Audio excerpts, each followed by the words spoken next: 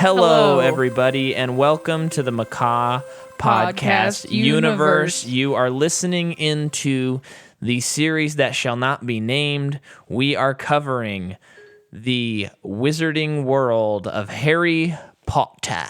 And today it is The Prisoner of Azkaban, number 3. That is correct. You have spoken the truth, Jordan, as you always do. Thank you. This is the one where finally Chris Columbus is not directing. And now this is the first time a different director takes it on. They gave the reins to another partner in town, and that partner is Alfonso Cuarón. It is Alfonso Cuarón. And should I just dive? Should we just dive? Are we just going for it right now? Yeah. He directed Y Tu Mamá También before this. Then he directed this movie. Then just 4 years later, he would direct one of the greatest movies ever made, Children of Men. Undoubtedly, indisputably, one of the best movies ever made, which not really, but we'll never cover it on this podcast. No. And that's a bummer because that movie's a gem. It's great. And then he would go on to direct Gravity. That's after Children of Men. Yes. Does he take long breaks in between movies? Yeah, because you know what his next movie is? Roma. Yeah, I wanted to say Mexico. No. Oh, Roma is so good. You're a much bigger fan of Roma than I am. It's so good. It's just slice of life at its core. It's one of those movies that I know it's good. I know that it's excellent. I don't really like it though. But it is I'm glad I watched it and it's a good movie. It's just not for me. The main character, the actress, was wonderful. And I think she was nominated for it. Right? I don't remember. Yeah, she was. It was just like, good for you, because she was so good. And then in that movie, she gives birth, and it's a stillbirth, and they have real doctors deliver the stillborn. Right. Yeah. And it is one of the saddest things I've ever seen, but it's like, it was just so well done because it was just like he didn't hire actors, he hired doctors to do it. Yeah. And it was just so good. Yeah. It's no Children of Men. No, Children of Men's way better. What about Gravity? Children of Men's way better than Gravity. Are you kidding? Roma. Oh, Roma's better than Gravity. Whoa. Yeah, I've only seen Gravity once. I am a big Gravity fan. I thought it was good, but I remember being in theaters watching it, and I'm like, I'm never going to like it after this, because I'm never going to see it in theaters again. That movie is only a theater movie to me, but that's someone who has never seen it since then. I've seen it at home. Okay. That's good. I like that movie a lot. That's good. But you know me, I'm a space boy. Well, yeah, I think it's cool, too. I think it is an anxiety attack the whole time. Oh, yeah. Space and noir, I'm all about it. There's no noir in that. No, I'm just saying. Those two things, you got me. Oh, okay. Which is kind of surprising that I'm not a big fan of the original Blade Runner movie. To me, we'll get into that someday, probably, if they make another one. Yeah, but, Blade Runner 2049, though, a masterpiece. But with Gravity, that one felt such like a special effects feat. Oh, yeah. That it was like, yeah, this is objectively great. Yeah, yeah. How I feel about it is, it's good. Uh-huh. Don't really care if I ever see it again. That's really how I feel about it. That's really good. If someone put it on, though, I'd watch it. But Children of Men is his best movie so far. Absolutely, without a doubt. Yeah. Clive Owen's best role. One of Julianne Moore's best, but maybe not the best, because she always hits it out of the park for me, and she's so good in Magnolia. The scene where she's breaking down in the pharmacy in Magnolia she transcends acting in that scene. Yeah. It's unbelievable. We recently watched it, so it's fresh on It's our fresh minds. territory. But he directs this movie. Then we have the screenplay by Steve Kloves. Again, I'm going to say his name every time until we get to Fantastic Beasts. We have John Williams, and I think this is his last time scoring, but not sure. Okay. Let's talk about the music for a second. The music in this movie, I feel like this is one of his better scores, of his career. I think of his career. Wow, cool. Well, it's like you have the Star Wars yeah. and you have the Harry Potter, but so far this one's the best Harry Potter score, I think. You said that he had a Hans Zimmer stuff going on, pre-Hans Zimmer stuff. Well, yeah, he did that fun thing where when they're time traveling, you hear clocks and it's going. Yeah. And that's pretty cool. And he's kind of playing on that theme, which is, what Hans Zimmer does in Interstellar and Dunkirk. But I mean, that's the obvious thing to do as a composer, but it and always Inception works. Probably. I don't think there's some clock stuff, I think. I guess Interstellar's more about time. Yeah. Right? Interstellar, there's literally it's like a 11-minute song, and it's like 60 beats per minute, and it's all like based around a clock. It's when man like betrays them, and then they go and it climaxes with the ship exploding. Totally, I can hear that song. Yeah. Oh, that movie's so good. It's the best movie. Yeah. Need some Tars back in my life. Am I right? Oh yeah, Tars. Ladies, rules. Gentlemen. But I don't think they have it in Inception, but they do the slow down bomb thing from the song that they're listening to in their ears. That's an interesting effect, though.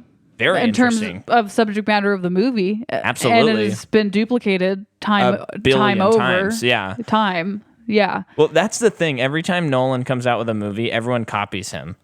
And who's doing Tenet? Because it's not Hans. It's Ludwig Göransson. It's Ludwig Göransson. But when I heard the score to that, when they premiered the trailer, I was like, okay, so in the next 5 years, every action trailer is going to be this. It's going to be, because that's what they always do. They see what he does for trailers and they copy it. He's a trendsetter. Yeah, he rolls. Oh, I love Let's talk about Harry Potter. But let's talk about Harry Potter. I was just going to say, I really like John Williams' score, and I just think it might not be as iconic as some of his, even like the first movie, but I think he's playing on the themes really well, and he's really stretching stuff musically. Like you have that like choir song that he wrote. I think he wrote that happens every time there's a Patronus charm used.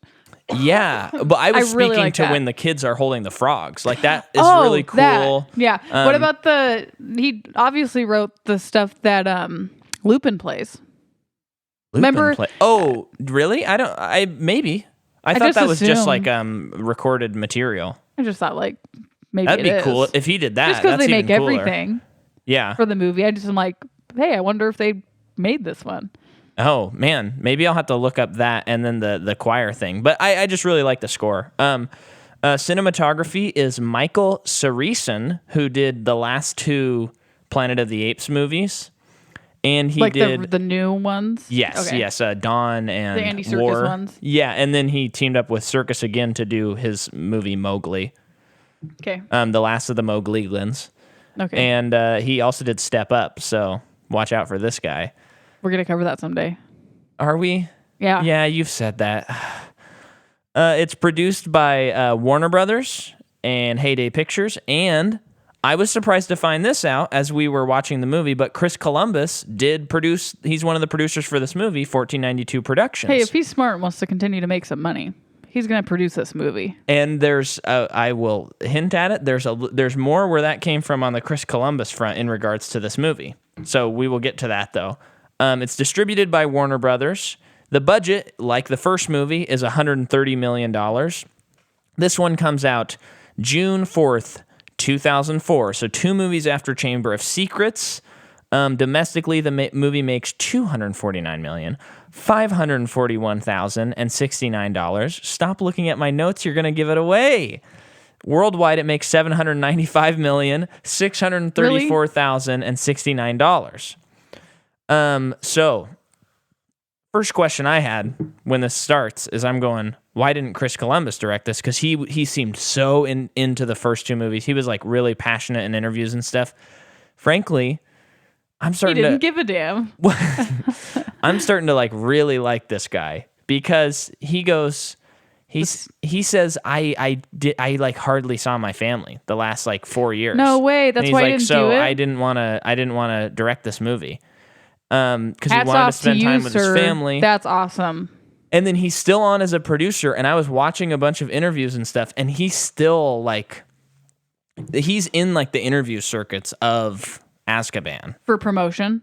So I think like DVD still exclusives. Works full time on this. I don't think so. Oh, okay. No, but he was saying stuff like, it's really cool to see that the kids are growing up and they're good actors now and they're doing a good job, and it's cool that we were able to step up the special effects a third time or a second time from the first one. And then and he's like, it was nice to pass the reins on to Alfonso. I like what he did, And it seemed all genuine to me as far as I could tell. So that's cool. That's awesome. When he dropped out, though, they talked to a little guy named Guillermo del Toro about What directing if he did a Harry Potter? How nuts would that be? The impression I got, I didn't do a lot of research on him specifically because when you look up like who was gonna be in sometimes a movie it's just like, oh, their agent probably one time in passing asked them about it. Yeah, but it sounded like he thought he didn't feel like the material was like well suited for him and like not interesting, not dark enough for him or something like that. It's what it sounded like. Interesting. I mean, sure, yeah. I will always be interested now to see what Guillermo del Toro could do with any one of these movies. Yeah. Especially the later ones when they get darker. Of course, they're not as dark as like Pan's Labyrinth, but like, man, he's got a fantasy thing. Yeah. Though. That's why I'm so curious. Like an obvious choice. And he's really good with like, I just would be curious to see how it would look. Yeah. In terms of colors. Yeah. And stuff. Interesting. And then Mark Forster was another guy considered, and I totally forgot what he directed, and I didn't write it down. But he did something. Stop looking. He did something that was not very good. Get to the next guy. I don't care about him anymore. The next guy that they considered was M. Night Shyamalan, and he was interesting. No, I'm working on The Village. He said, no, if Steven Spielberg turned it down, then that's what I do too. Yeah. Interesting though. I have to say, if M. Night did it, I think it would be good, but I think it would be too off. I don't think it would have been cohesive with like the previous two movies. That's what I'm thinking. I think he would try too hard to make it his own thing. Yeah. Which isn't always a bad thing, but considering with what kind of source material we're working with, yeah, I'm glad that he didn't do it. Yeah, but interesting. I am a little interested to see what this movie would be like if M. Night did it. It's just like all those alternate, like if only you could see like I would love to see Steven Spielberg's animated conglomerate of this movie. Yeah. I would love just to see. I am like, I think one of my favorite things about M. Night Shyamalan is his writing. Yeah. And since this has already been written, I think that a lot of it would be missing. Good at adaptions. No, so that's why it's like maybe I don't know if he could do it. Yeah. Because he's so good at his writing is so good. Yeah. And folks, you might be thinking, isn't M. Night out? No, baby, he's not. No. Let's go on a small rant. He comes out with a couple of early movies. Then he comes out with Sixth Sense. It's a knockout. It's a classic. It's amazing. One of the biggest movies of all time. Then he comes out with Unbreakable, which is one of the coolest movies of all time. Probably just as good as Sixth Sense. Yeah. But is a little like, I think the public was a little like, what? You made Sixth Sense and now this? And I remember... But that movie is 20 years ahead of its time. I remember when my dad was watching that movie, I think it was just on TV one day, Unbreakable. And I'm like, what's this movie about? And he said, it's about superheroes, but it's not based on anything. And I was like, freaking cool. Amazing. And I think it was the end of the movie. So my dad basically explained everything to me. And I was just like, this is one of the coolest things I've ever heard. It's awesome. And then I finally watched it, and it was one of the coolest things I've ever seen.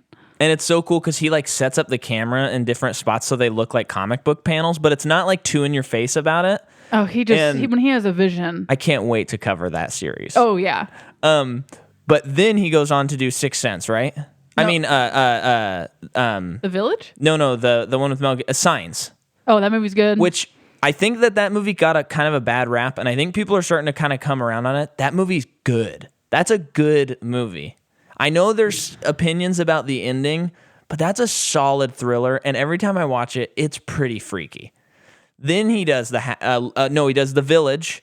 The Village is one of those movies that's good. Oh, I freaking love The Village. I love it. And a lot of people don't like that movie because the ending's like so wacky. And I think it partially does fall victim to the fact that I think he was like, I'm the twist guy. I have to write a twist. Right. And the ending's a little like, it's a little like sludgy in terms of writing, but it's still a freaking cool ending. It's just the dude knows how to take a risk. And he does it. And literally to do the Glasterpiece trilogy, he literally had to mortgage his home because he said, if I am not risking it, I cannot create. Yes. Which is one of the most interesting just as like a weird role model to have. Cool. of someone who's like, I need to feel like I'm losing my house in order to make good work. Yeah. Which I think that a lot of the times people's best, like why a lot of people peak at the first thing is because they had to work and fight for so long and with all these limitations, and the limitations made it great. But once all the limitations were taken away from them, Tim Burton, you make some boring stuff now. Tim Burton, put that guy in a box. I have to check the oven. Okay, let me keep talking about M. Night while you check the oven. And then he goes on, he does Lady in the Water, which, you know, some people don't like, but also a movie that has been given a really bad rap that isn't actually that bad. I kind of like it. Then he goes on to do what the 2 adaptions he does. What are those again, Jordan? He does The Last Airbender, and he does After Earth, which by all accounts was basically Will Smith's project. And those bomb. Haven't seen them, but apparently they're horrible, and I believe that. But then he goes, you know what? It's time to make like a straight up thriller, Split. And he goes to make Split, and this movie is so cool. And then it ends tying together a promised sequel from Unbreakable, and it is now 16 years after the movie has come out, and no one knew it was going to be a sequel. Do you know anything about, like, is that something he's always wanted to do, or did he... Oh, okay. Yeah, I'm just curious he's always talked about making Unbreakable 2. Oh, I'm just curious if he always was like I just last year was like, oh, the story is not finished. No, it's Cool. like that was always kind of like something he's been trying to do, and then it came to a point where fans of Unbreakable were just like, oh, it's never gonna happen. And then all of a sudden he whips it out, and then finally he finishes it off with the Glasser piece. And the movie came out last year, and for the most part, everyone's like, wow, this really sucks. Yeah. And I don't want to talk down to people who think that, but I think it goes into that category where I really don't think that a lot of people understood that movie. Because that movie is bordering on genius. Mm-hmm. But that's for another time. It is, because it's a commentary on superheroes and comic books. I know, and it came at the perfect time, like this peak of superhero, for him to come out with this thing that's like showing... It's still... What's cool is it's not like Joker, where it's like, hey, superhero movies are really stupid and you're dumb for liking them. This is like a celebration of them, but it's also a commentary on them, which is why it's so cool. And so now... But this is not an episode on Glass. It's not, but we do need to get the Apple free trial at one point and watch his show that came out. Because it's probably who's in that show, cool. though? Who is in that show? The guy from Fantastic Four, the bad guy. The bad guy from Fantastic Four. The new one. Okay. Yeah, I'm pretty sure he's in that. We covered Fantastic Four, folks, the 2015 on our Halloween special, which was a failed movie franchise startup. So check that out if you haven't. Can't remember who else is in it, but yeah, that show, the idea of it freaks the crap out of me. What is the idea? I believe it's something with babies, right? I believe it is a couple whose child dies suddenly, whatever the case is, and they like buy a real life looking baby doll to like help them through their grief. Very cool, though. So I'm just curious, like, is this a Chucky situation, or is it purely psychological? Well, there's a Black Mirror episode like that has Donald Gleason in it, where this woman's husband dies, who's Donald Gleason, and she gets like a robot that's exactly like him. And it's really interesting. Have you ever heard of the movie Artificial Intelligence? Because that's also what the movie's about. Also, there's the guy who directed The Lobster. Yorgos Lanthimos? Or Lorgo... Yeah. It's a Greek name. Yeah. He directed a movie, I don't remember what it's called, but it is about people who are hired to dress up as the person that you recently lost and act like them. To help you through your grieving process, and it's so creepy but so interesting. Is that Dogtooth? No, that's another one. Okay. I don't remember what this one's called. Okay. It's a topic that's well covered. I'm sure it's a Twilight episode as well. It probably is. If it's a Black Mirror episode, it's definitely a Twilight Zone episode. Let's get back to Harry Potter. So, Alfonso Cuarón gets onto set or gets the job. He's he's from Mexico, right? Yeah. He's this Mexican director. Seen Roma? Yeah, that's what it's all Love Letter about. to Mexico. Which is pretty cool that they had him do this. I don't know, like you'd think because JK was so specific about like British I didn't people even think having about to be that. involved, although she did have an American direct the first two, but she also said this weird comment in one of the interviews About that how British people are better? no, Just kidding. I'm just kidding. maybe I'll get to it, but also I feel like it's kind of removed from context, so it might just make her look really bad when I don't know if that was her intent. But anyway, so Alfonso gets the job. Oh, you're not going to say the quote? And I might come around to it Okay. at some point, but he's being interviewed on all these interviews, and the guy is like so passionate about this. And he read the book and was like, I guess when he read Azkaban, he was like, it just makes sense to me. I get it. I picture the movie. I can do it, kind of a thing. And he talked about how it was really cool working with the kids because now they're like legitimately good actors and they're like ready to get into like emotions and they've been with these characters for a few years now. So especially Harry deals with some very deep feelings in this movie. Yeah, so he was able to like I'd say that play upon that. This is the beginning of Harry's rage that is really explored in the books. Yeah. By movie 5, even 6, it's like, oh, Harry has anger issues. Oh, okay. And then so Alfonso was like, okay, kids, you 3 main characters, I need you to go home and like write an essay about your childhood as that character.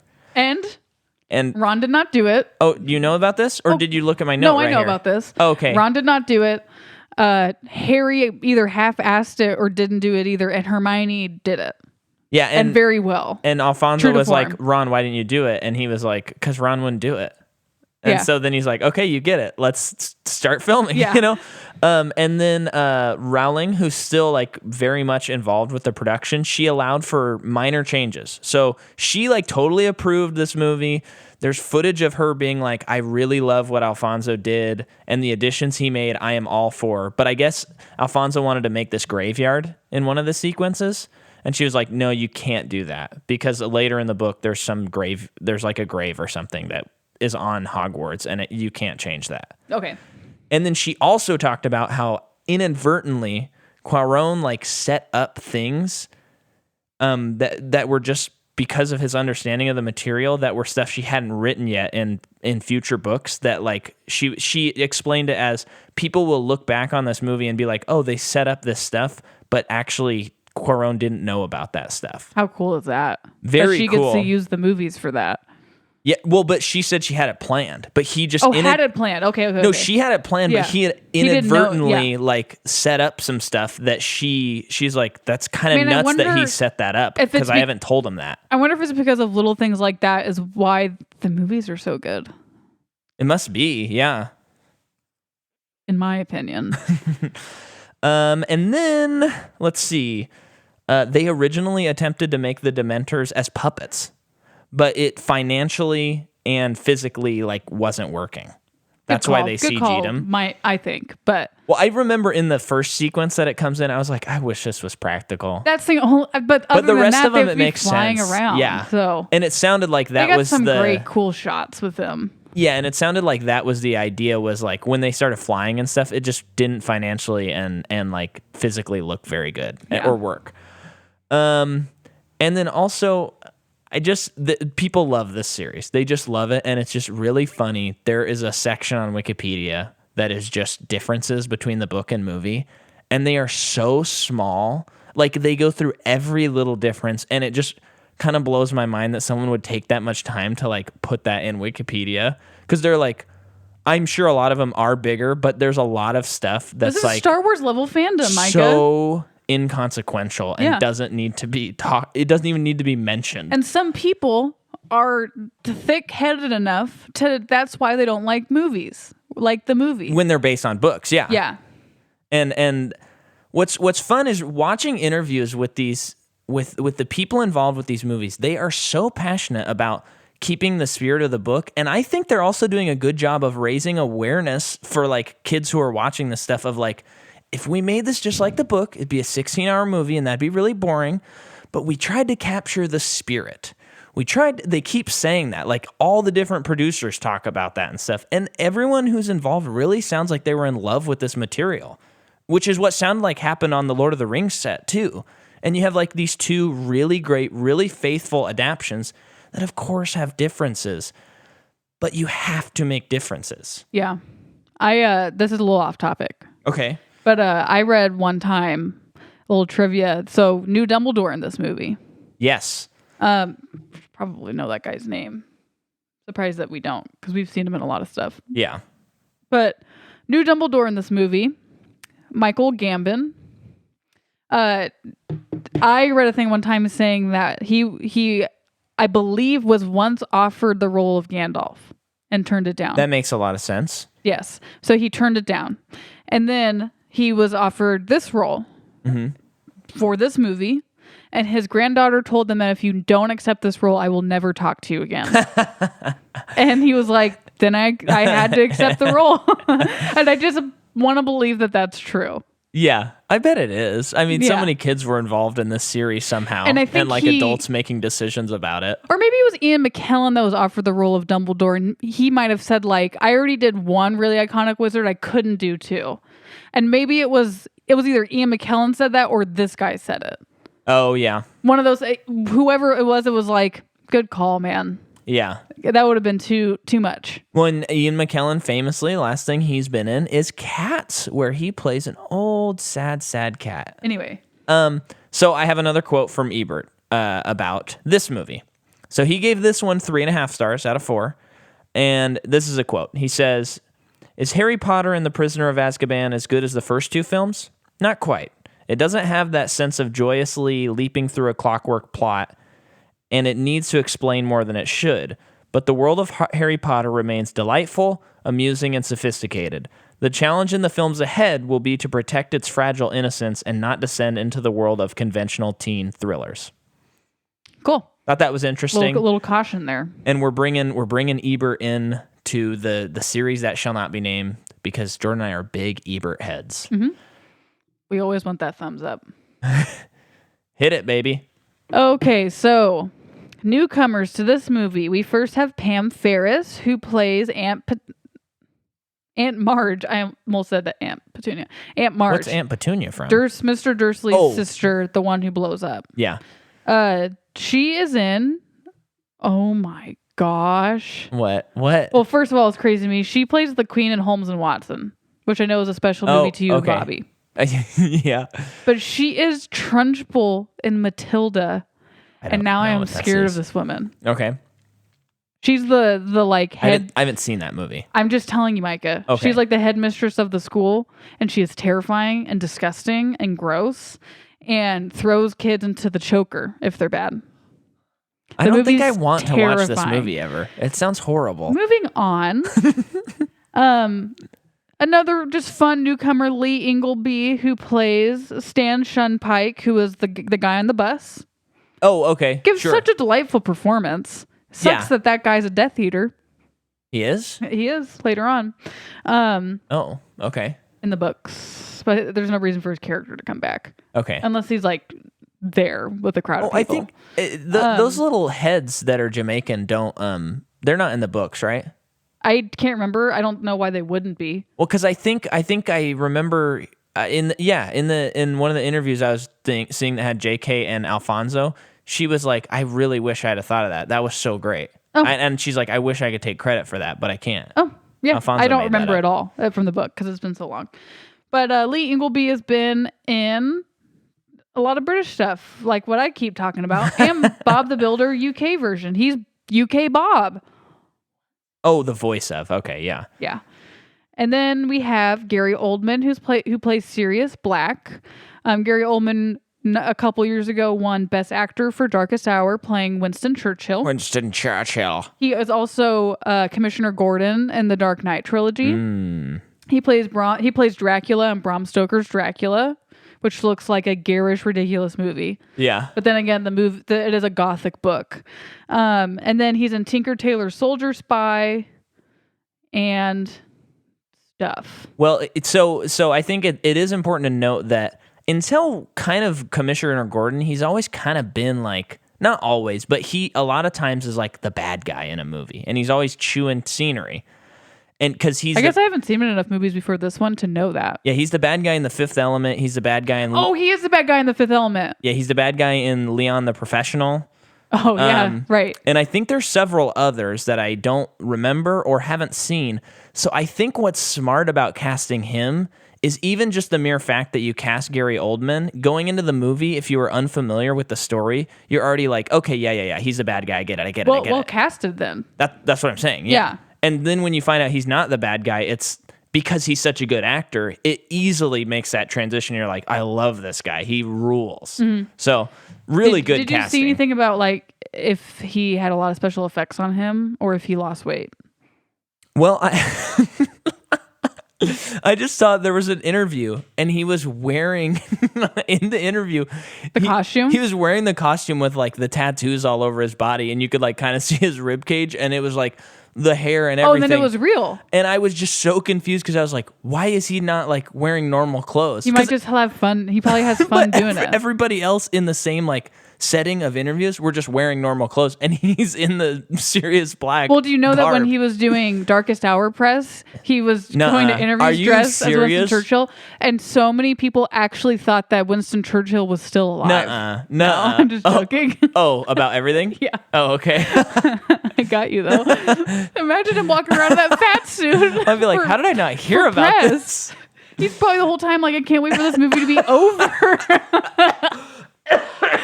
Are you okay? That was very funny. He's also Gary Oldman's also in Dawn of the Planet of the Apes, Child 44, RoboCop Child remake, 44. Lawless, sucks.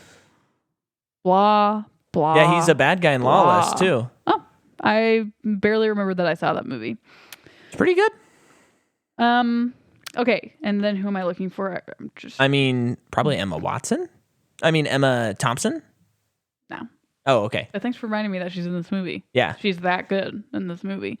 David Thewlis plays Remus Lupin, who is my favorite dark arts teacher. He's very good. And he's the first teacher that's a good teacher in the series. Yeah. Which, it's only the third movie. Yeah, but we've seen a lot of bad teachers. I think it is well written because she's not continuing that trope. What she is continuing is he leaves by the end of the movie. Yeah. But not because he's bad. Yeah. So finally there is a father figure to Harry in this movie. And that is Remus. Which helps because you get into the father part a lot more in this movie than the others. Yeah, for sure.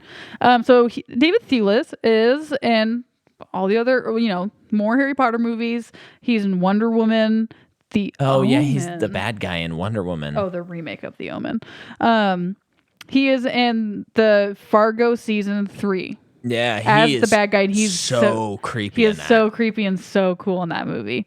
And then he is also in Legend, Macbeth, The Theory of Everything. Wait, Legend like the Tom Hardy movie? Yes. Okay. The Zero Theorem. Oh, I don't remember that. The Fifth Estate. Red 2. Wow, what a career. Was in Red 2? War Horse, Anonymous. He's in a lot of stuff. I love him. He's so good.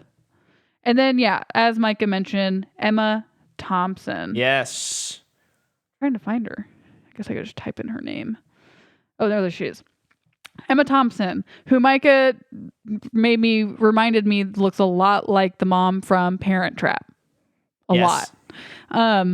But Emma Thompson is in Sense and Sensibility. Oh, wait, which one? Oh, the one that also has Alan Rickman in it. And he is a love interest. And you're just like, wow.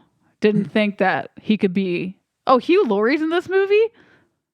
Sense and Sensibility, that's the one Jane Austen movie I can get on board with. Okay. Because Hannah made me watch it. And I was like, oh, fine. Okay, we're going to watch this. Let's just get it over with. And I was like, I really like this movie. It's really good. Oh, she did Pride and Prejudice, Sense and Sensibility. Is there Saving Mr. Banks, Love Actually. Okay. She's in the forthcoming Doolittle. She's in Doolittle. Is she a voice in Doolittle? Polly. Oh, that's gotta be one of the animals. Missing Link. Oh yeah, she was the Yeti, wasn't she? Like the ones in the big ice cave? She was like the lady. We thought it was Tilda Swinton, I think. Oh, I think it was Tilda Swinton, yeah. No, it's not. It's Emma Thompson. I'm telling you right now. Oh, but wasn't Tilda in that movie too? Her name's the Elder. Oh, okay. Yeah. So I guess we're just now realizing it's not Tilda Swinton. Yeah. Usually we just see something weird on the screen with a British woman's voice. Tilda Swinton. It's her Not or Helena always. Bonham Carter. Yeah. Yeah, she's real good in this. She's very odd in a good way. Yeah, she just blends right into her role in a in a really good way. That's funny. That is about it for that. There is just this one kid in the movie who has a lot of, I think Taylor and I have talked about this before. He has weirdly so many lines and he's not a character. Oh, it's the kid that reads the Grimm out of the book. Yeah. And then later on, I think he's like gets to read the newspaper at lunch. Yeah. And then I think later on, he's just in every scene where Gryffindor's together. Yeah. And it's like, I mean, it's kind of like, cool. I don't have a problem with it, but it is a little bit distracting. Yeah. Because I'm like, do I need to worry about this kid? Yeah. Anyway. Okay, let's jump into the plot. Okay. We see a young boy, and he is under the covers. And he's trying to like cast a little spell with his wand that's making light kind of bounce and flicker within his blanket. And it's like a big zoom in to him and then a big zoom out that says Harry Potter and the Prisoner of Azkaban.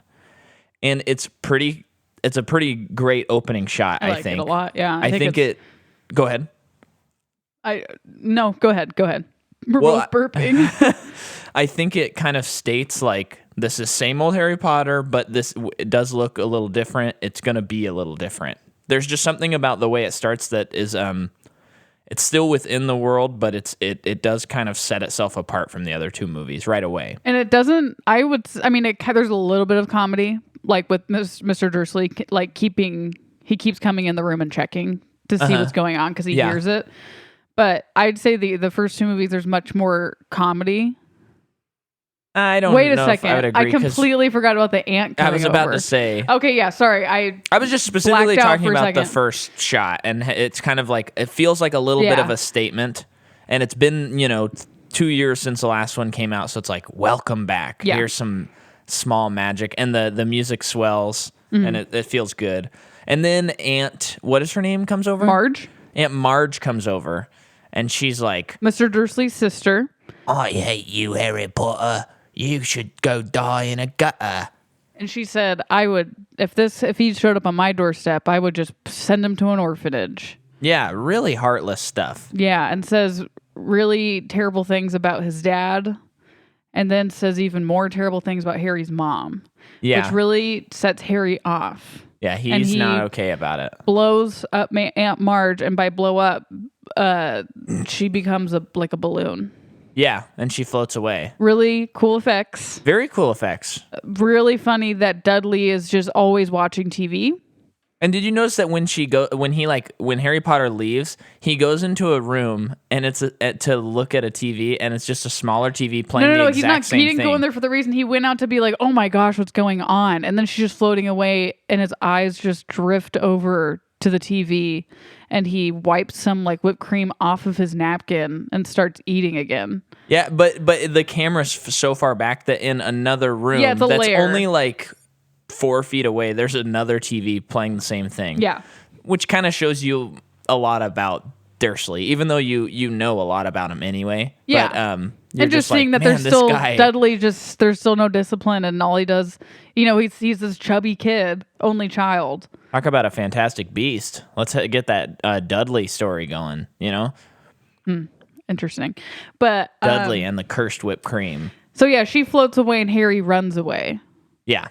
And and as he's running away, there's a shot where you can see her still floating in the background. Like, oh! That's good. And then he just is walking. He doesn't even know where he's going, but he's just storming away. And is it a werewolf that comes out to see him? It's Sirius, Micah. It's Sirius right at the beginning. That's Sirius. Oh, Micah. I know. It's Sirius. I know. Yeah. So he sees a really big black wolf dog. Yeah. And it's interesting. And it's all quiet, like he's right by a park and all the stuff's moving. Yeah, on its own, and it's cool because later on you learn about the Grimm, which is a wolf. Mm-hmm. So it's like you're like, oh, he did see a Grimm. Like that was a Grimm then. Earlier on in the movie, this moment right now. What does that moment mean? Are you referring to? When they're in Professor Trelawney's Oh, divination when did they class. say that that's called a grim? When she looks into Harry's cup. No, and no, no. she's But like, when do they say a werewolf is a grim? it's not a werewolf. Why do you keep saying that? It's not wait, a werewolf. What is it? Okay, Sirius is an animangus, or however you say it, which means he can choose to change into a wolf and change back into a human. Werewolves do not have control over if they can change into a werewolf or not. It's only because of the full moon. And I think they did an especially good character design job on the werewolf. Looks so different than Sirius as a wolf dog. Do you get it? Do you get it at all? You're gonna make me cry. Because she later. No, I get it. Okay. I get it. Oh, But I don't remember them it so many explaining times. it's like a grim or whatever. okay, fine. We'll just get to the dumb scene and then we'll talk about it. But they do in the movie, or that's a book yes. thing? No, they get it in the movie. It's a huge moment. It's a huge moment. Okay, shut it about that. We'll get to it. Okay, wait, hang on. Let me just explain that I know the moment you're talking about. I just don't remember them saying that an animangus is. They're not. They that. did not say that because we don't know that he's an animangus or what that is until later on in the movie. Guys, I am in trouble. I'm You sleeping are. outside tonight. We don't know. Like, obviously, we don't know that's Sirius. Yeah. Later on, it's like, okay, then it's a grim, it's a bad omen. Harry, like, something really terrible is going to happen to him. And then later on, you keep learning more about Sirius. And the Marauders map, all of the names on it. Yeah. It's Harry's dad, Lupin, Pettigrew? Sirius, and I think Pettigrew. If I might be wrong about that, it's been a really long time, but it's their names as like their animal for like that's like their nicknames for it.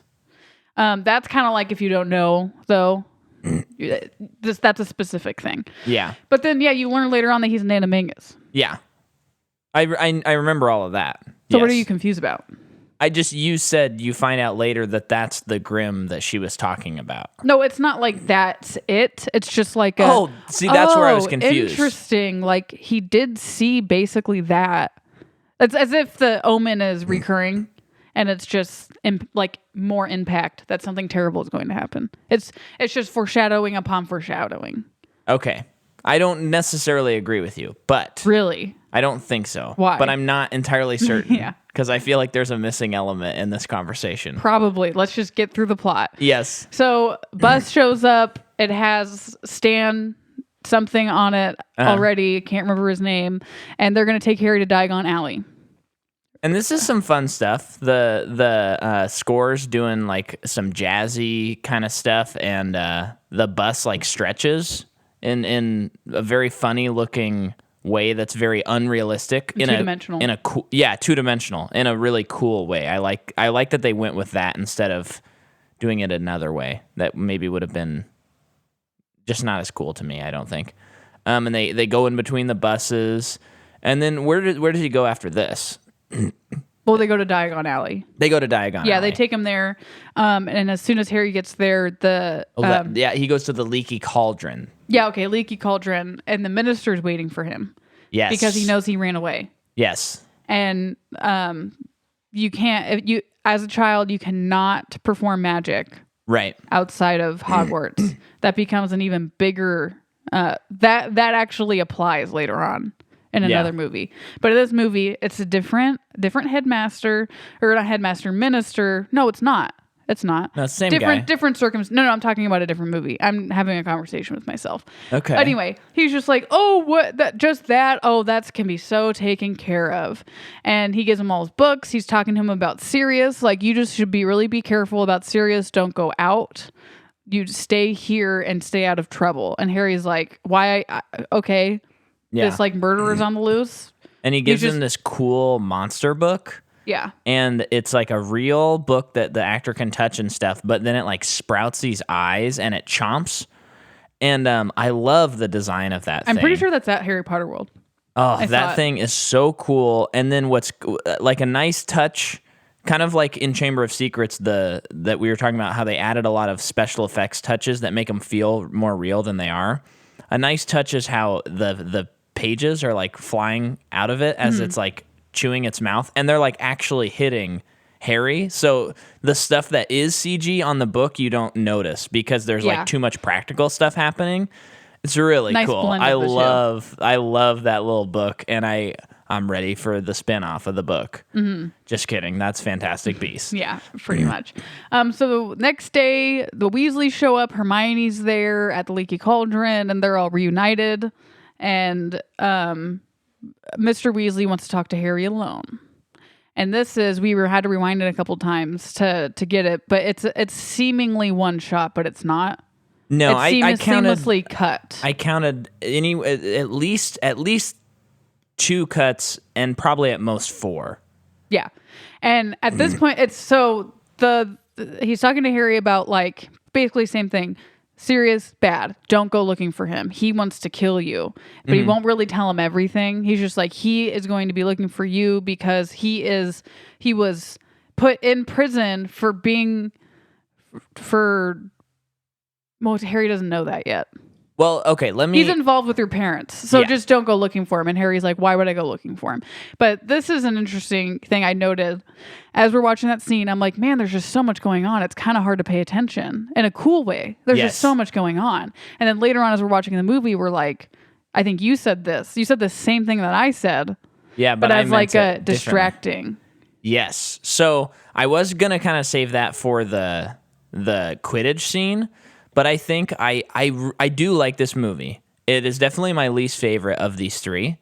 And I want to, on record, love Alfonso Cuarón. But I do think that a lot of this movie just has too much visually going on.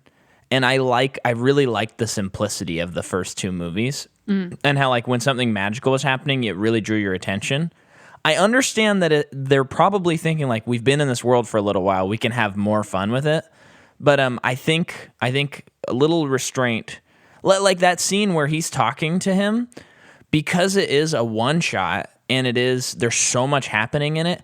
It was hard for me to like retain the information that was being given to me, especially since this is the first movie that's come out. The other one came out like 2 years ago or something like that. So people were really excited for this movie. Yeah, and they're especially excited for when Ron, Hermione, and Harry are reunited again. Yeah. So I'm just speaking from my perspective as a kid, just being like, oh, yay, we're back. They're all back. Oh, look at all this magic stuff. It's all back. Like, cool. This new world is just deepening and it's great. What are they talking about? Yeah. So I wonder if while it was a really cool shot, very creative, artistic, I wonder if it would have been better if it had been like, come into this room with me.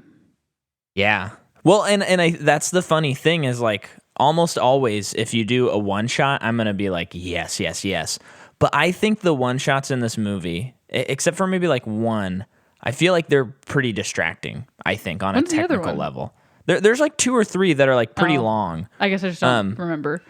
I'm not remembering them either. That's probably the most noticeable one. Yeah. But I think there's one when they're time traveling that's like pretty long. And that one felt cool. Yeah. Like I was into that one. I think like when you're doing action, and when it's like Children of Men has like that 20-minute shot, right? It's like 12 minutes, yeah. Okay, 12 minutes. But it's all action. Yeah, and that like visual. Puts you there. Yeah. There's also the shot at the beginning of Gravity where it's like establishing the world and then everything goes haywire. Yeah. And that is like a really impressive way to begin a movie that like really sucks you in. Yeah.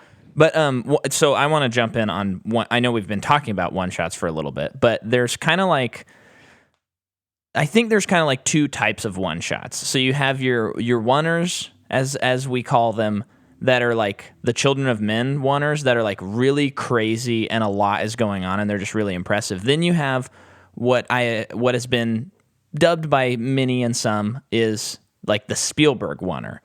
And if you watch a Spielberg movie, he does a lot of times. He will do these one take shots that they're more about the blocking of the actors and maybe like subtle camera movements. And you will sit there and you'll just be like 2 minutes into the shot, you're like, oh, this is one shot. And you didn't even like realize it.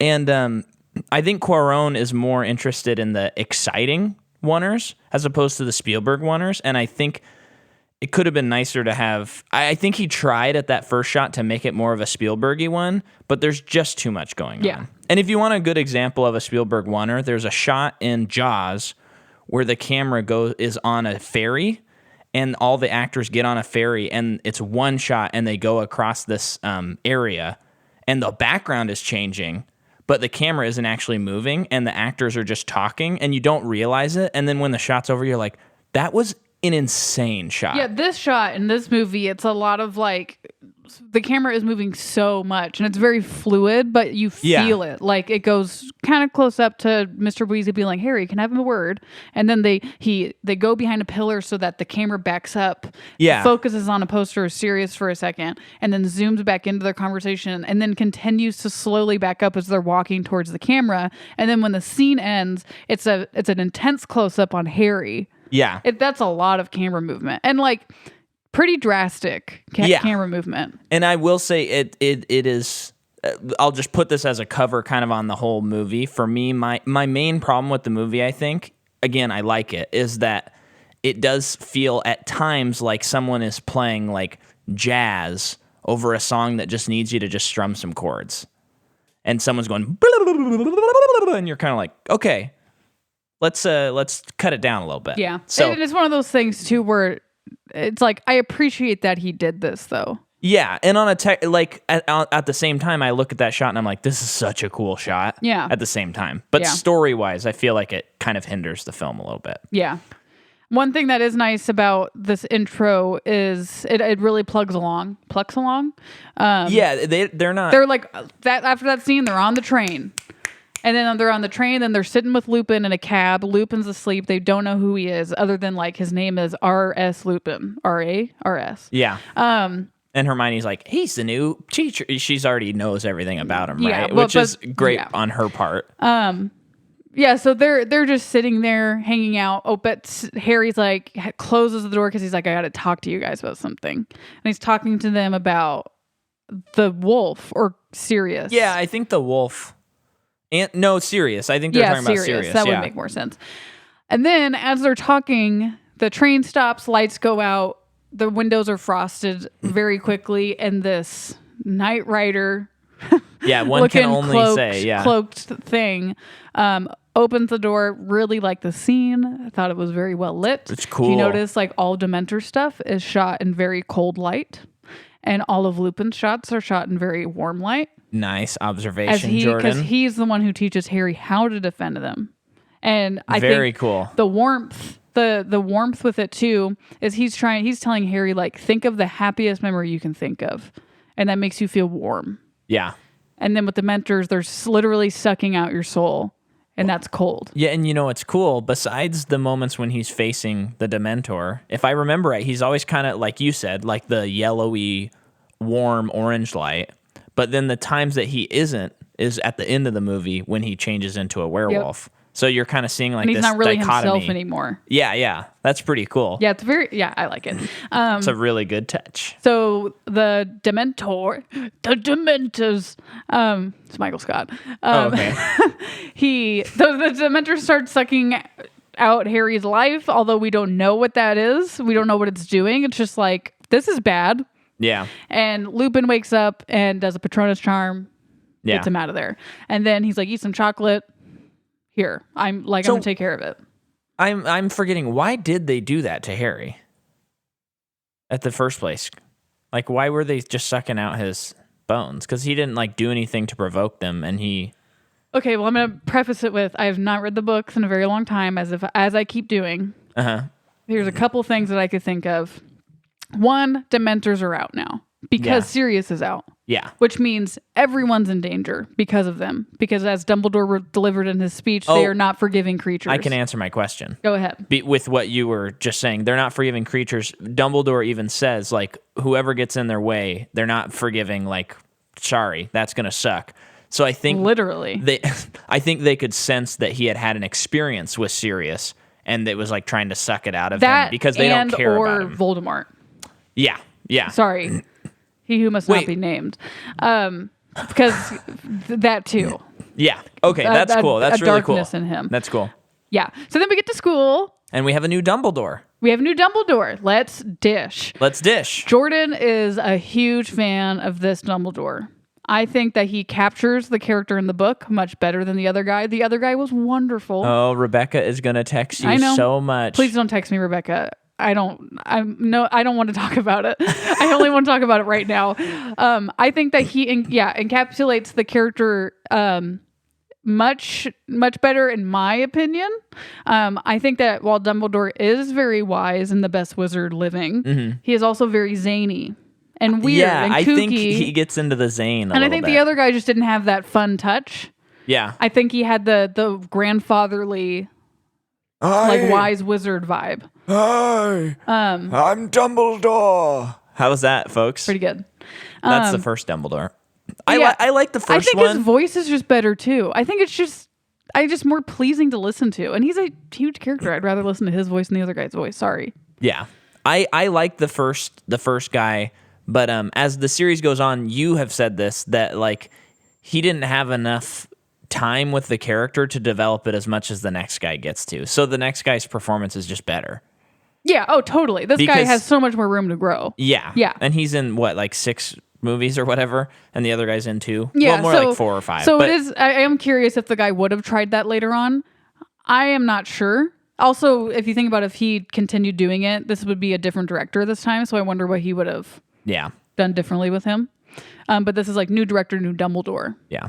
And if, in case you were wondering, the actor passed, which is why they recast listener. But yeah, so he, is giving the speech, like introduces Lupin, and is like we just said, is like, because Sirius is out, there are Dementors surrounding the school for our protection, but do not get near them because they are unforgiving and they will suck the soul out of anyone who gets close to them. Yeah. So be cautious. And then what happens? Well, we see the hippogriff, and Harry rides him through some trepidation, but he's able to do it. And then one thing, I think that Malfoy in this movie, Aaron Carter phase. He's in this Aaron Carter phase, and I think that it's just a little it's a little too much for me in this one. I think his performance in this movie is very campy, very stereotype. It's very 80s stereotype. Because even in every class that they're in together, he always has something to say that is degrading. A lot of stuff isn't even earned degradation. No, he's like, you fainted because of a Death Eater, and it's like, okay. That one I'm actually fine with. It's when they're in Lupin's class and they're learning the ridiculous spell, which is the next and scene. he's just standing in the corner and he's like, this class is ridiculous. And it's like, I could have done without it. We don't need Malfoy's anecdote in this moment. But at the same time, that is the character. Yeah. So it's like, I don't think it's the actor's fault. I don't think it's Alfonso's fault. I just think it's a little too campy and the movie's a little bit more mature than the other two. So we don't need it. I think we've outgrown it. I think it's a little bit I bet if I was reading the book, because I'm sure it's very faithful in that regard, I'd probably be like, ugh. Can we be a little more subtle with? I just want a little more subtlety. Yeah, I know that he turns later, so they're trying to build that up so that it's satisfying for you that he turns. But it's just a little too much in this one, I think. Yeah, but then at the same time, it has he is the rich, cocky kid, so pure blood kid. So but and he also has no. I mean, so far in the series. And don't correct me if I'm wrong, because I'll find out when we get there. It's just he has nothing to sympathize with. As a viewer, there's no oh, I kind of get where he's coming from or anything. You're just like, oh, he sucks. I hate that guy. Yeah. And so it's a little one-dimensional. Which is Snape's character for a lot of this movie. A lot of the several movies. Yeah. I think there are tiny little nuggets of maybe I can see where he's coming from there, but he just sucks. Especially, I can't remember if it's this movie or the next movie or whatever. I feel like it's this one when he tells, I don't remember why, but Hermione does this spell and it doesn't work and her teeth start growing. It's not Azkaban. Oh, it's not? No, we watched it. It didn't happen. Oh, this happens in the book. They don't do this in the movie. Oh! Sorry.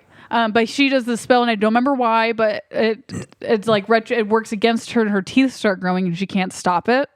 And they're like, can't you help her? And he's like, I don't see a difference. Yeah. And I was like, oh, I hate you so much. That was a Skylar moment from Breaking Bad. Yeah, I hate you so much. Anyway, important moment in the scene with the hippogriff with Buckbeak is he injures Malfoy. Which it's bad. It looks bad on Hagrid's part. Yeah. Then we go to the next part and it is Lupin's scene. And this is the first dark arts teacher that actually has something to teach the children. And honestly, really, if you look at the movie so far, he is the first teacher that is a good teacher. Mm-hmm. Well, I guess the Mandrake lady's a good teacher too. McGonagall's a good teacher. Which one's McGonagall? She's the head master of Gryffindor. Oh, the old lady. I guess she's fine too.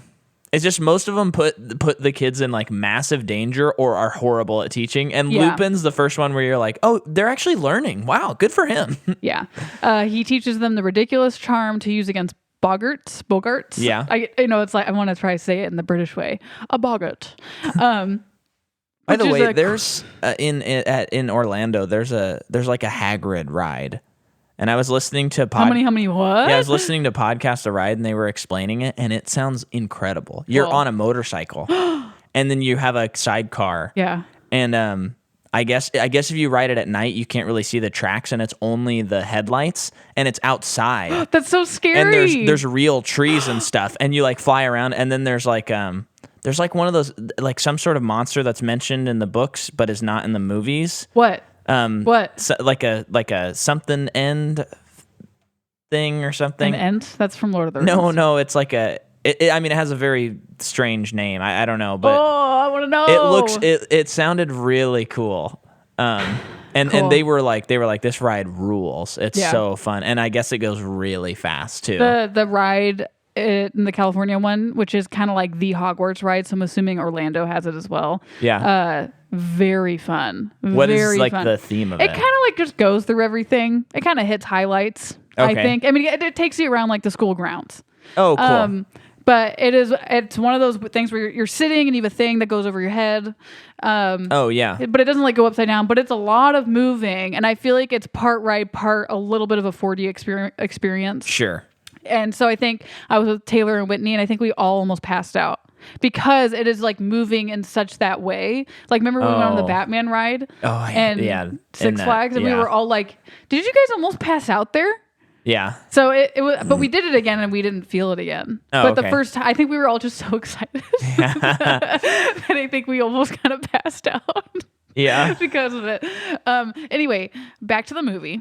Yeah. Where were we? So the ridiculous class. He's teaching them. The Bogart's really cool. It becomes your worst fear.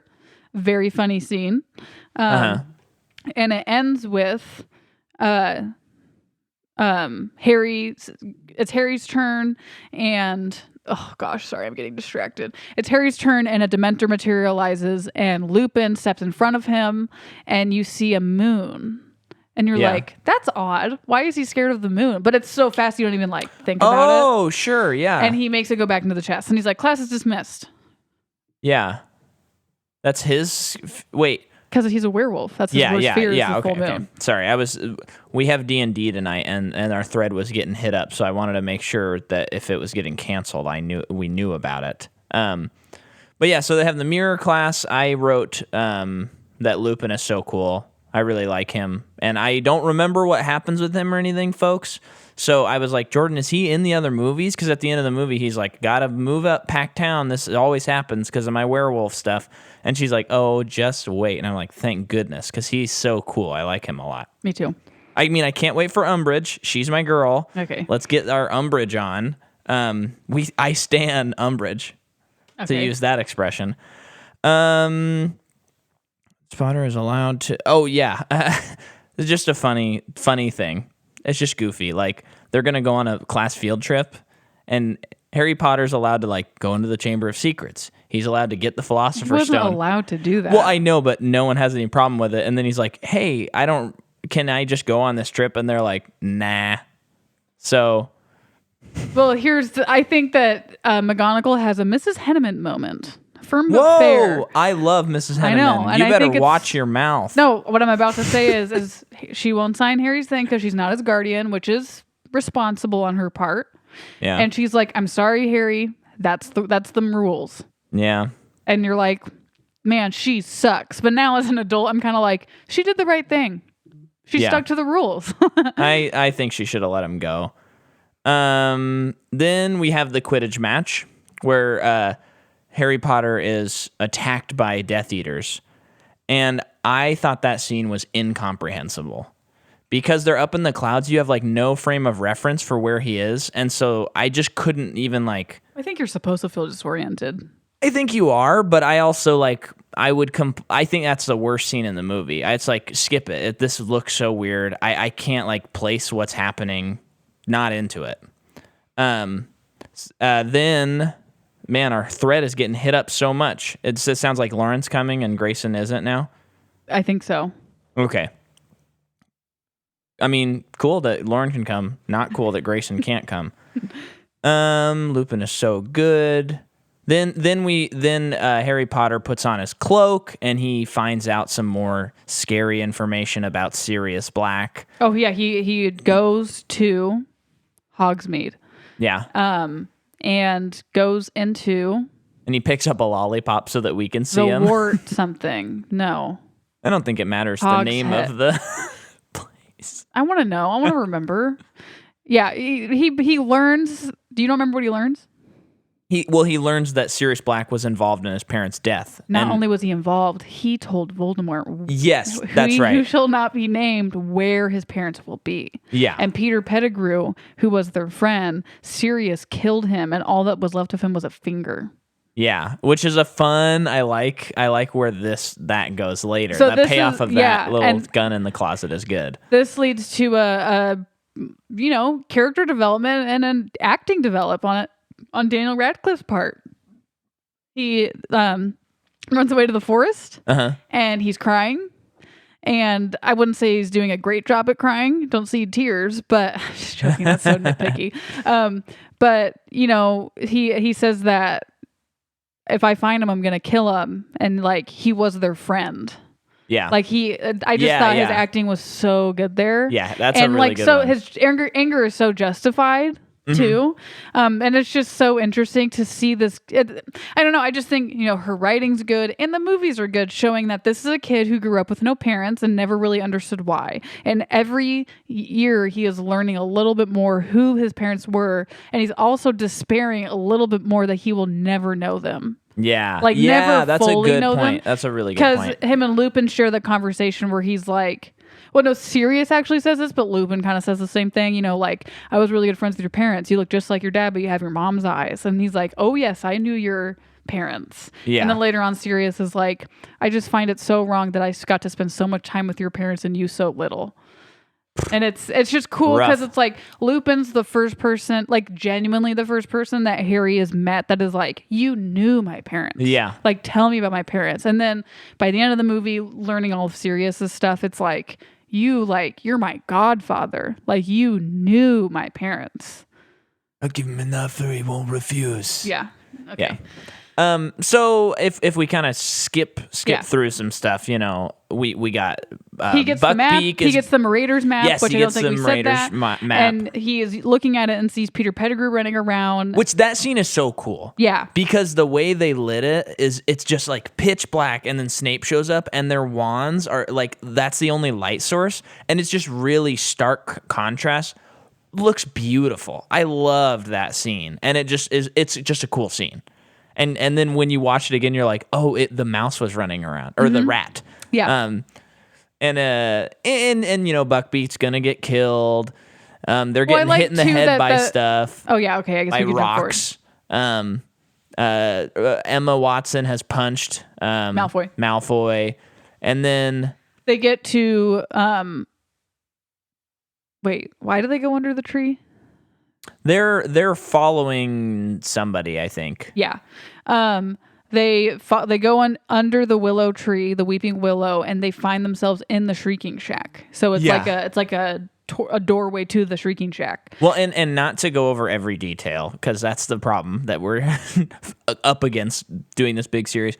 But we should mention a really smart touch that Alfonso has done throughout the movie, even though it kind of looks goofy now, but he's paid so much attention and pointed out time and the passing of seasons so deliberately that he's putting in your mind, he's getting you ready for the fact that like we have to time travel. Yeah. So it's like, here's a theme. We're talking about time. Like the themes of this are like time and memories. That's like the theme of Azkaban.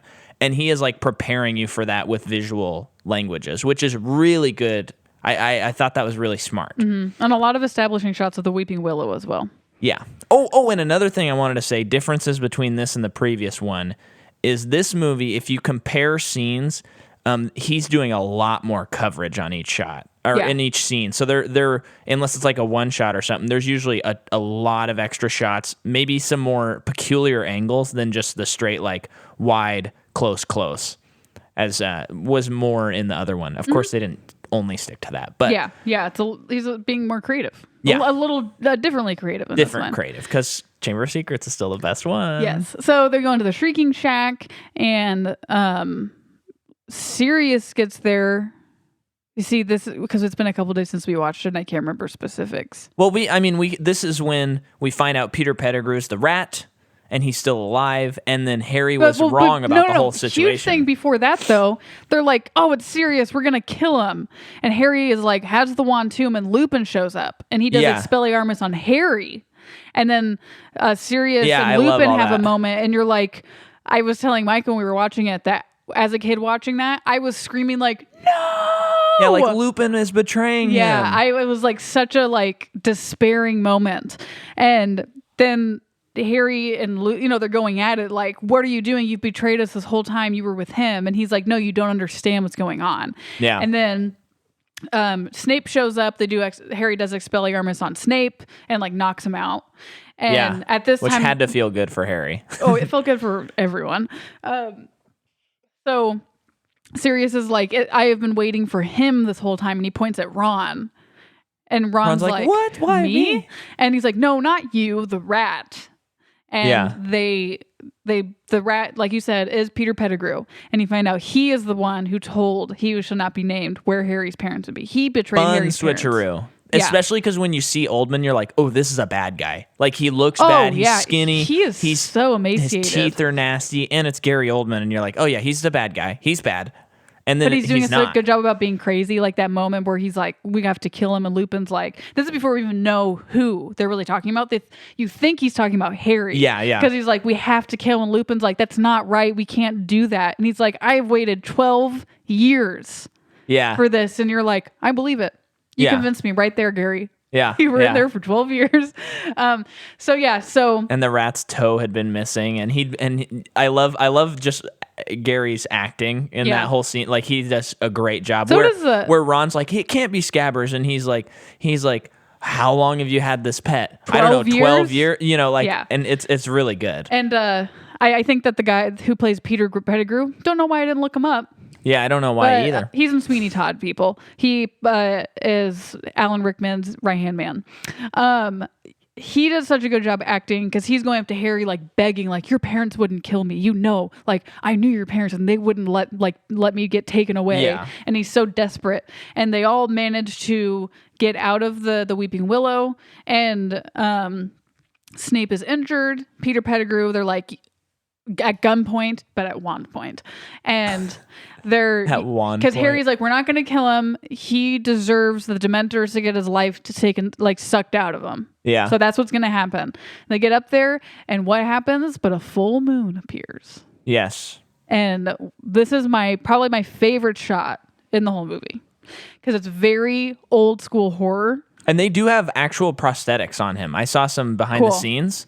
So they do prosthetics that are kind of halfway. Oh, cool. So they can morph from his face to the halfway point and then halfway point to like the actual werewolf. Just on his face, though. I think it was in some other spots, but like the specific shot I saw showed him like with actual makeup that was like the halfway point and is changing. That's cool. Yeah. Freaking love the werewolf design. Yeah, it's cool. It's mangy awesome. And kind of gross in a good way. Yeah, and he's like it's almost bat-like. He doesn't have that much hair. Yes. Yes. And they just do a good job of distinguishing it between the werewolf or the Animagus and him. You can call him a wolf. He's just not a werewolf. But it's cool because they're outside, but it looks like a set. Like they are in a studio shooting the scene that they have created. And they are. But I think that it looks more intentional. Deliberate that it looks like that. Yeah. And then I would say that there are crazy amounts of shadows. I think that the shot looks much flatter. Because it's much more of a contrast to just black and white. Thought they did an amazing job. It's cool looking at the behind the scenes because the sets are really big though. Yeah. Like they're big sets. And they have like the blue screen and the green screen around, but they're big sets. They did a really good job with that stuff. Cool. And then werewolf fight. Werewolf fight, wolf fight. Everybody's in trouble.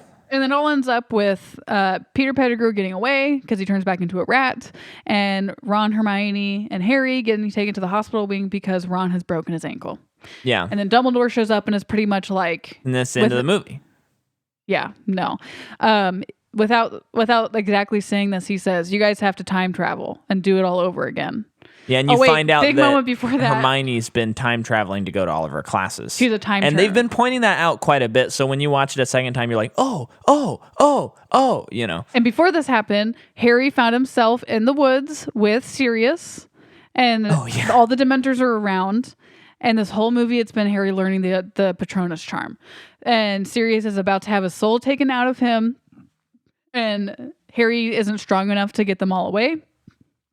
And sorry, I keep burping. He looks across the pond, and sees a stag Patronus, and he's like, "That was my dad, y'all." And so basically, him and Hermione do it all over again, and they get back to that throw moment. Rocks at each other, and you're seeing them affect the timeline, and they stuff. get back to this moment at the pond with the Dementors, and Harry's like, "My dad's about to show up." Hermione's like, I don't understand how that's possible. And he's like, don't worry, my dad is going to show up. And it gets to the point where he does the Patronus and he is a stag. Patronus! Yes. Very, very cool. Love that. And then, he's got his dad's Patronus, which is very cool. Yeah. Is that a familial thing, or is it just like... that is also his dad is a stag animagus. Yeah, okay. Does everyone have a Patronus? Mm-hmm. Like every wizard? Mm-hmm. But it could be anything? You can take a test for it. It could be anything? No, like the animals mean something. Okay. And if you love someone deeply, you guys can have the same one. Okay. That comes up. Oh, yes. Crazy, yes, it like, does. Later. A cool thing, John Williams doing a great score, and it's like thumping along, and there's a clock going and stuff, and it's good. Yeah, and they get on Buckbeak and save Sirius, who has been locked up, and they let him leave. And it's one of those things where Harry has forgiven him, obviously, because he's learned the truth. And he's like, oh, maybe we can live together. Like, I can live with you. And he's like, I'm an outlaw. You can't live with me, kid. And he says Pettigrew, it just like Clint Pettigrew Eastwood got would say away. Yeah, so he's still... He can't be proven innocent. Yeah. So he's on the run now. And it's just so sad because it's like, finally, Harry has found family. Yeah, and they're not he can't go with him. Like, is he in the family. Dursleys in the next movie? Does it start? I hope not. No, that one starts with them going to the Quidditch World Cup. Okay.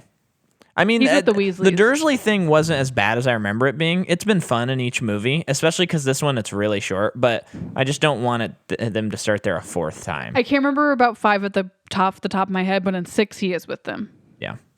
Again? Oh, no. Yeah. Okay. No, but it is so different than all the other ones. Okay. It's not like that was a funny thing that Harry did. It's much consequential. Yeah. So yeah, that kind of sums it up. Away. There's that great Dumbledore moment where they get back from time traveling and they're like, "We did it, Dumbledore," and he's like, "Did what? And walks away. And he's just like, "Good night." And then the movie ends very abruptly. Although Harry gets the new Firebolt broom. Firebolt or the 3000. It's something 3000. Firebolt 3000. And they end on a freeze frame.